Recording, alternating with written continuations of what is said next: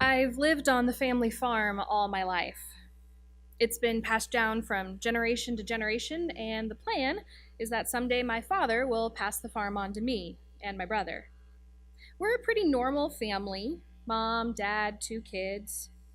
Though mom did pass away when I was just 10 years old, and I always kind of worried about dad. I was the oldest, so I pitched in more on all the farm chores. Well, my little brother always had big dreams for life. He didn't like the idea of being a farmer forever, and he would talk about leaving our itty bitty small town and head out to the big city.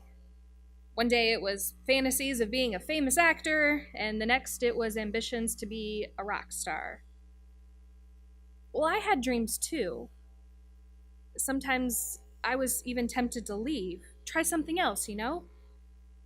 But something always held me back. I was the firstborn. I was supposed to be the responsible one in the family, the one who would take care of dad as he got older. And every time I thought about leaving, I remembered something my mom used to tell me. See, when I was just a kid, mom taught me some rules about our faith. She said if we could just remember 10 simple rules and live by them, that we'd be living a life of faithfulness to God and to each other. Well, the fifth rule says honor your father and mother. Well, at least that's the short version. The long version of the rule says honor your father and your mother exactly as the Lord your God requires, so that your life will be long and so that things will go well for you on the fertile land that the Lord your God is giving you. Mom said this was a guiding principle for our family for generations. Parents take care of their young children, and when the parents get older and need help themselves, the children return their thanks by caring for their parents. This would keep the family together, and children would often be able to grow up with their grandparents either in the house or really close by. No one had to be alone. It seemed to work. My ancestors lived long, happy lives, and things did go well for us on the farm. So it seemed like a wise path to continue. But I have to admit, I was curious about the world. I mean, isn't there a bigger, more exciting world out there to explore? Foreign cultures to see, new people to meet, exotic foods to taste, big careers to pursue. I mean, surely the grass has got to be greener somewhere else. But I always heard Mom's voice whispering to me, honor your father and mother.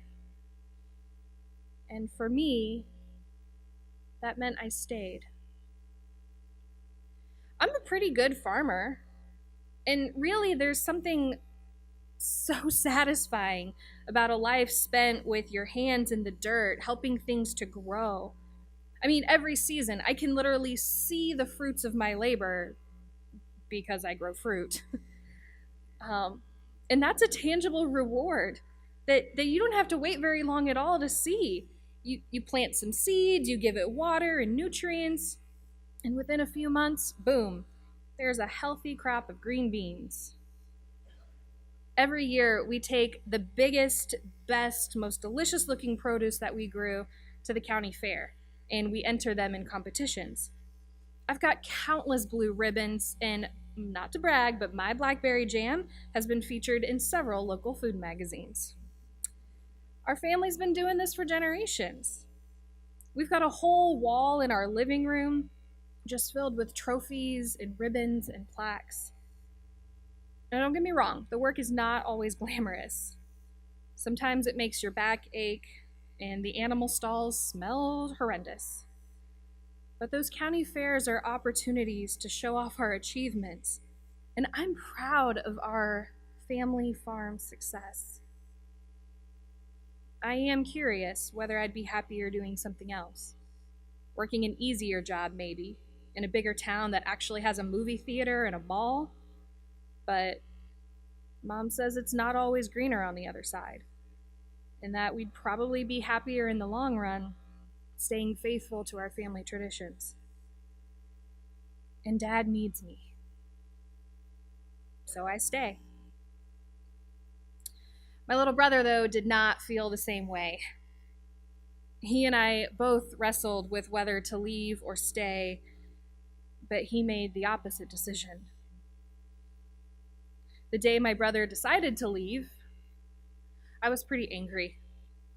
Because you see, he didn't just decide to leave. Oh no, he tromped downstairs at breakfast and announced that he was finally heading off to the big city. And get this, he demanded that Dad give him half of his inheritance right there.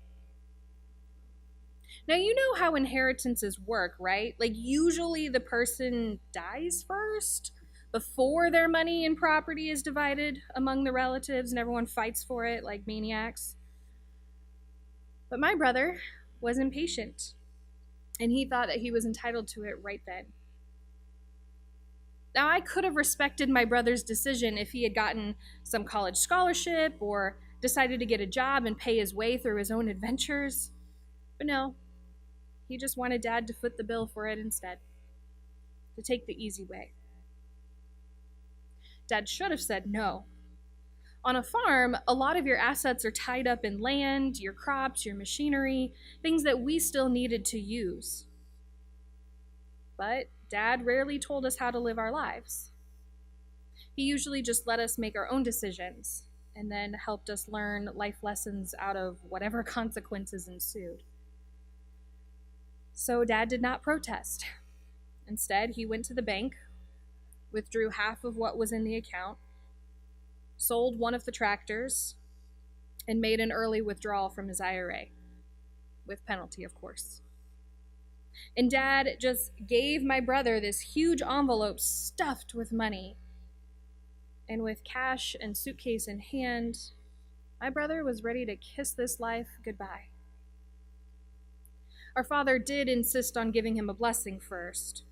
Dad gave him this huge hug and said, "We wish you love. We wish you brotherhood. We wish you peace. We wish you friendship." And then he was gone. I'll never forget the sound of that screen door slamming on the front porch. My dad's tough, but that day, he cried. A week passed, and we never heard from my brother. I expected him to at least call or maybe send a text. Then a month lapsed. No postcards, no birthday cards. Then a year. Every evening, Dad sat on our front porch, just watching the horizon to see if anything changed. But my brother never came home. Life went on. We planted the corn, harvested the apples, year after year. And still, no word from my brother. I watched this show on TV once. There was this missing person, and I learned that after so long, you're allowed to have them legally declared dead.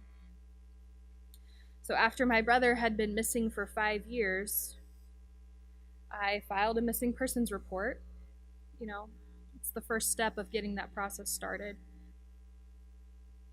We all knew something bad must have happened, and my family would eventually need the kind of closure that a funeral could offer.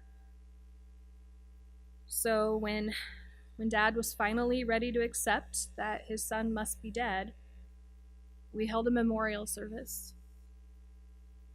Dad asked me to do the eulogy. I wanted to refuse. I was so mad at my brother for leaving and causing our father this pain, the pain of not even knowing what had happened. But I'm supposed to be the responsible one, so I gritted my teeth, and of course I did it. Have you ever been forced to say nice things about someone you're mad at? Not long after the memorial, Dad got sick. He pretended for a long time that he was fine, trying to be tough, but one day he collapsed in the kitchen.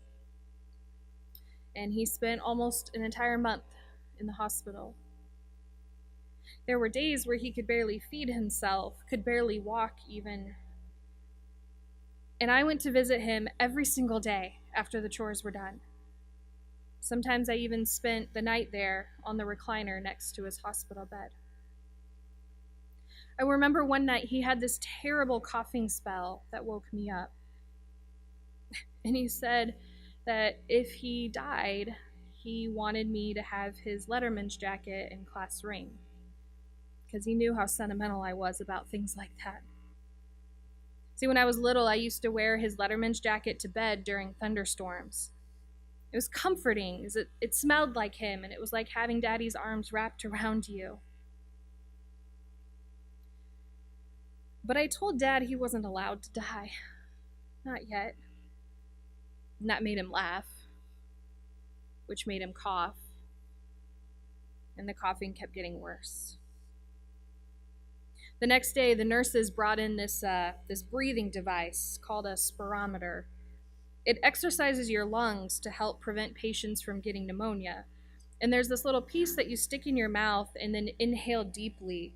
And it makes this little ball float up and down. And the goal is to keep the ball floating in between two lines. But Dad was really tired and confused half the time from the medication, and he couldn't figure out how to make this little tool work. So 3 times a day, I coached my dad through the process of using this spirometer. And we did it together. It said, breathe in.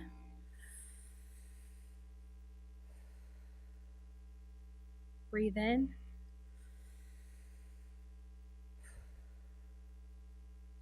Breathe in.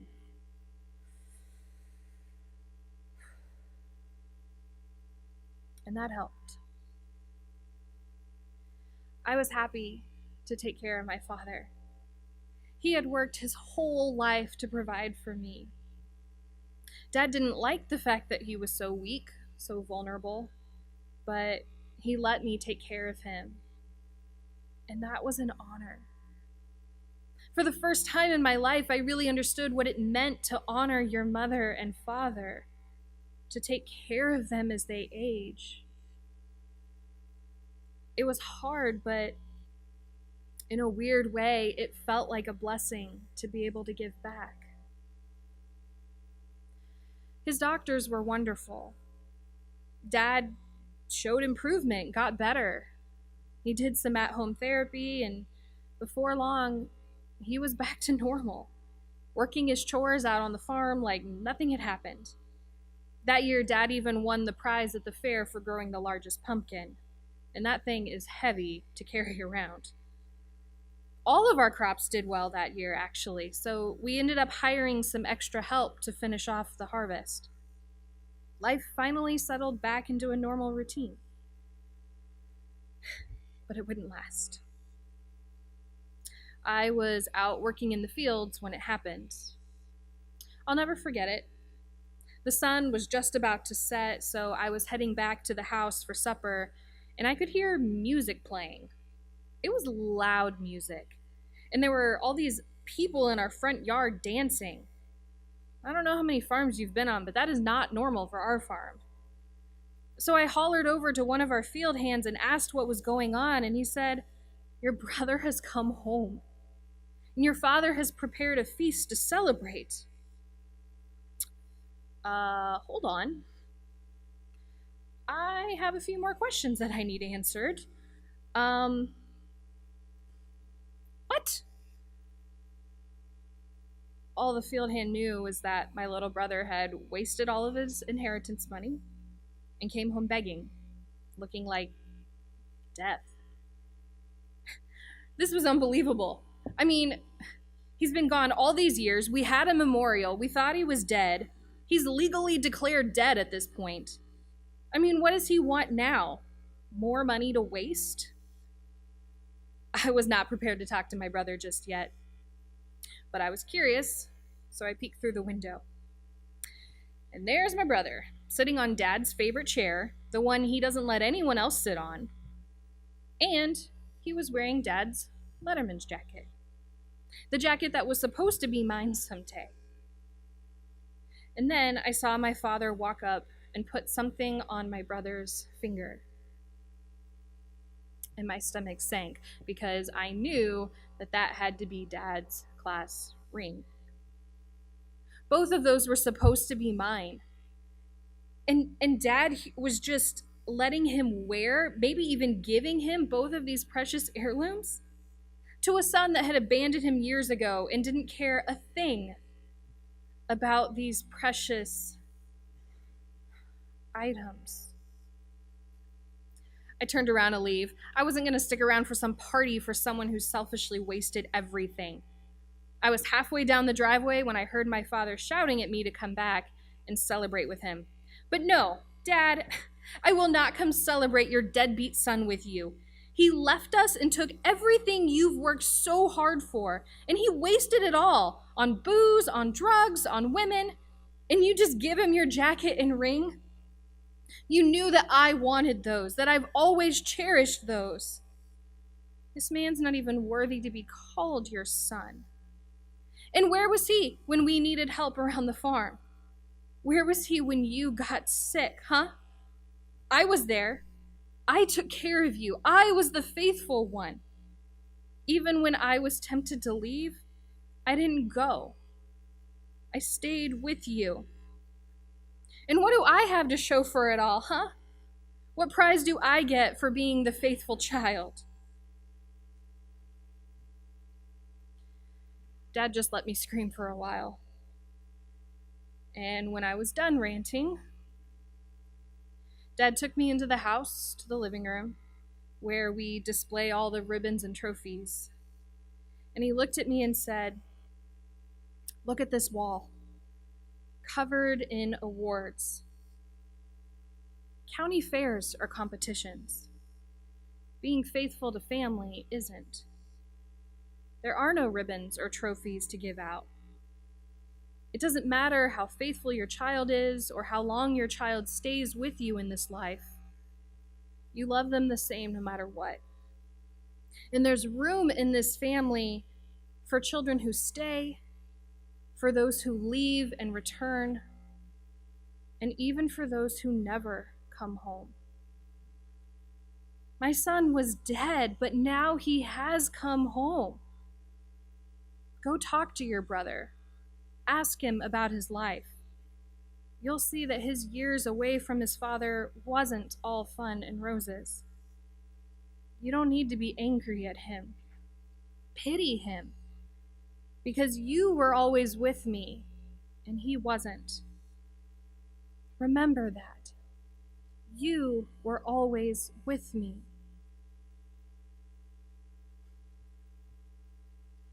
Eventually, I agreed to speak to my brother. It took a lot of time, but I learned to trust him again, and even to love him again. He got his life back on track somehow, and he seemed really happy to be home on the farm, and he spent all of his free time with Dad.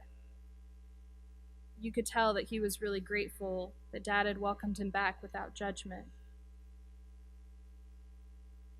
5 months after my brother returned home, our father had a massive heart attack, and there wasn't anything we could do. We had a beautiful funeral, and after the service, my brother pulled me aside. He told me that he was sorry that he hadn't been there when Dad got sick, and that he was even kind of jealous of all the memories Dad and I had together that he would never have. He reached his hand into his pocket and pulled out Dad's class ring and offered it to me. And I almost accepted it. But I told him he should keep it, to remind him of the day when he returned home to our Father, when our Father offered him grace. Besides, he needed that ring more than I did. I had my memories. Years and years of memories, good ones and heartbreaking ones. See, it turns out Dad was wrong. There is a reward for being faithful to your father. It's just not one that you can hang up on any wall. See, that night I had a dream about my dad. We were out on the farm together, walking through one of our fields. He turned to me, smiled, and simply said, "Well done.